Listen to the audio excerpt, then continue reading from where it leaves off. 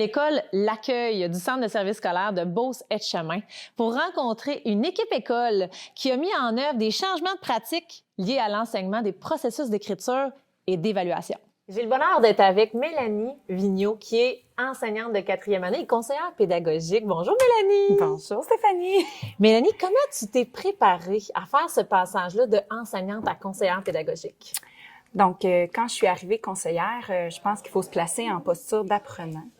Il me semble que je me trouvais rendue pas pire enseignante. Puis là, je me suis dit, j'essaye un nouveau défi. Malgré tout, on se sent un petit peu imposteur au début. On se dit, on va travailler avec des collègues de travail qui ont aussi des super compétences. Ouais.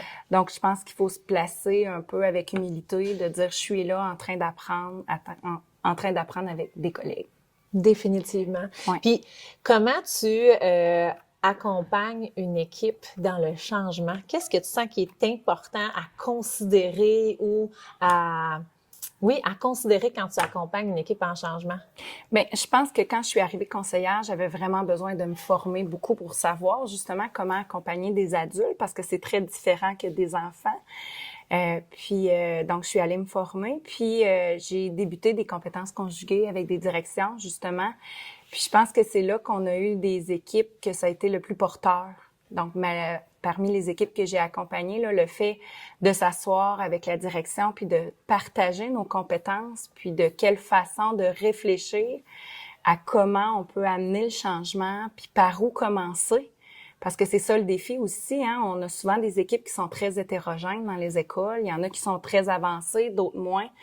Donc, de réfléchir vraiment comme il faut pour s'assurer que tout le monde a le goût d'embarquer, ça prend du temps. Donc, il faut le prendre. Quand tu parles de compétences conjuguées, là, comment on doit entendre que tu travailles avec une équipe école? En fait, comment ça fonctionne, c'est qu'on prend des moments dans l'horaire avec la direction. On se voit à plusieurs fois dans l'année pour planifier nos accompagnements avec l'équipe. Donc, qui va faire quoi? Il y a des fois que c'est mon rôle à moi comme c'est peu. Des fois, c'est le rôle de la direction de dire ou de faire des choses. Donc, on se partage la tâche, la compétence, puis on réfléchit à deux. Puis ensuite, quand on accompagne les équipes, on se redonne un temps de rétroaction ensuite. De dire, voici comment ça s'est déroulé, qu'est-ce qu'on pourrait faire mieux, c'est quoi la suite. Donc, de s'assurer de placer dans l'horaire des moments, oui, qu'on accompagne les adultes, mais des moments où qu'on travaille ensemble aussi. Puis, on intégrait beaucoup, nous, à notre centre de service, on a ce qu'on appelle des ADEC, donc des accompagnateurs d'équipes collaboratives. Okay. Donc, c'est une belle occasion de s'asseoir aussi avec un représentant de l'équipe pour réfléchir à comment on accompagne l'équipe. Définitivement. Parce qu'on a des oreilles sur le terrain, là. C'est ce qui est intéressant. Oui. Et là, donc, quand vous vous asseyez ensemble pour planifier, là, il doit certainement y avoir un objectif d'accompagnement. Oui. Il sort d'où il émerge? Comment vous déterminez cet objectif-là? Bien, je pense que dans la planification, il faut prévoir au départ un moment où on va aller chercher les besoins dans le milieu aussi. Mm-hmm. Donc, si ça part pas d'un besoin, au niveau de l'engagement, c'est moins là. Donc, quand les gens nomment qu'il y a une vulnérabilité dans l'équipe, qu'il y a une vulnérabilité, des fois comme adulte, mais des fois aussi les enfants. Donc, on constate certaines difficultés chez les enfants ou moi, comme pédagogue, je me sens plus fragile à enseigner telle chose. On part de ce besoin-là qui est peut-être des fois plus unanime pour bâtir quelque chose ensemble. Définitivement. Puis, comme ça. Est-ce que toi, tu sens que le moment d'être dans le... En fait, je reformule. Oui. Une façon de préciser justement les vulnérabilités dans une équipe, c'est de se servir de son projet éducatif. De quelle manière est-ce que toi, comment je pourrais dire, t'appuies sur le projet éducatif pour accompagner une équipe école? Je pense que c'est la base, là, quand on rencontre l'équipe au départ pour cibler les besoins, c'est notre lecture du milieu. Donc, c'est sûr qu'il faut en partir de là, tu sais, d'aller viser c'est quoi les difficultés chez nos élèves. Puis qu'on s'est donné un plan de match en équipe aussi, de dire qu'on veut travailler ça. Donc, si je te donne un exemple, si on veut travailler la résolution de problèmes chez nos élèves, OK, c'est écrit dans le plan d'action qu'on veut le travailler, il y a certains moyens, est-ce que tout le monde est prêt à embarquer là-dedans? Est-ce que tout le monde a le goût d'amorcer un changement vers ça? Donc, c'est comme les assises sur quoi on peut débuter un peu l'accompagnement, là. Puis ça part des besoins de l'équipe, là, en fait, là. Puis j'ai accompagné des directions aussi dans l'élaboration des plans d'action. Ça aussi, c'est vraiment intéressant parce que là, on bâtit avec les gens avec un regard parfois qui est extérieur. Hein? Je fais pas partie du milieu, je suis à l'extérieur, j'ai un regard un peu plus neutre. Donc, des fois, c'est intéressant de participer à l'élaboration des plans d'action comme ça pour pouvoir aller cibler des fois des moyens que les gens pensent pas. Hein? Des fois, on peut pas savoir ce qu'on connaît pas. Donc, quand on arrive des fois avec des nouvelles idées, ben ça nous permet d'avoir un plan d'action qui est un peu qui sort un peu de la boîte, on va dire ça comme ça. Définitivement. Qu'est-ce que tu dirais que toi, là, Mélanie Vigneault, qu'est-ce que tu dirais que toi, tu as comme objectif quand tu travailles à accompagner une équipe école? Ben moi, je veux que les gens se sentent en confiance.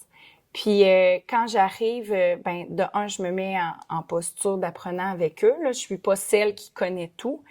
Puis mon rôle premier, c'est de les questionner pour amener que les gens voient que ça vient d'eux. Quand ça vient de nous, les adultes, c'est ça. Les adultes, c'est différent des enfants. Hein? Donc nous, les adultes, là, de faire un changement, c'est très menaçant. Hein? Donc quand ça vient de moi, quand c'est moi qui a ciblé que je vois que ça serait intéressant de changer, ben j'ai plus le goût de m'engager. Donc, je suis plus là pour questionner, pour faire réfléchir, pour pas dire quoi faire. Oui, des fois, tu sais, je ramène le programme, c'est pas moi qui le dis, le programme, mais des fois, on ramène des certains trucs, mais je suis pas là pour dire aux gens quoi faire. Je suis là pour les questionner, pour les amener plus loin. Donc, je vois vraiment mon rôle comme ça. Puis, qu'est-ce que tu sens qui est un levier pour aider les gens à embarquer dans un processus de changement ou de nouvelles pratiques pédagogiques? Qu'est-ce que tu sens qui contribue vraiment à faire en sorte que tout le monde se sent en confiance, t'as nommé la confiance, tout ça, puis capable de réussir? Il y a beaucoup de choses, Stéphanie. Mais je pense que tu l'as nommé, hein, la confiance, là, de sentir que je me sentirais pas jugée. Si je suis capable de nommer mes vulnérabilités, c'est que ben tout le monde en a autour de la table, puis on est capable de les nommer, puis on est capable de construire là-dessus. Mais si je me sens pas en confiance avec mes collègues, ben je vais pas dire certaines choses, puis j'aurais peut-être le goût plus de me protéger que de changer. C'est ça. Mais il y a plein d'autres briques. Définitivement. Mais tu sais, ça prend quand même. Tu sais, on va se le dire, ça nous prend du temps, hein, les enseignants. On n'a pas 2 millions de temps, donc c'est sûr que ça en est une autre brique qui est importante, là, parce que du temps de qualité, c'est important, parce que c'est là qu'il sort, que ça nous permet de réfléchir, parce qu'on c'est ça, on est beaucoup dans l'urgence, les enseignants. Je vais faire ça, je vais faire ça, je vais faire ça, mais si on n'a pas le temps pour réfléchir à qu'est-ce qui est le mieux de faire, ben là, tu sais, c'est là on n'a pas du temps de qualité puis que ça nous permet pas de changer non plus. On va plus pallier les trous puis pas trop réfléchir. Tu sais, il y a des choses qui sont cute des fois, mais est-ce que c'est vraiment utile pour mes élèves? Ben, tu sais, cette réflexion-là, on a besoin de temps de qualité ensemble aussi, là. Pour le faire, Ouais. pour le mettre de la clarté là-dessus. Ouais. Quel conseil tu donnerais à une équipe école qui a identifié des vulnérabilités puis qui hésite peut-être à plonger puis se mettre en action? Ben moi, je dis le changement, c'est juste un petit pas. De pas avoir peur de faire. Parfois, il y a des gens qui voient le changement comme il faut que ce soit gros puis que je change tout. Ouais. Mais ce qu'on fait déjà, parfois, est très bon. Ça demande juste de l'ajustement.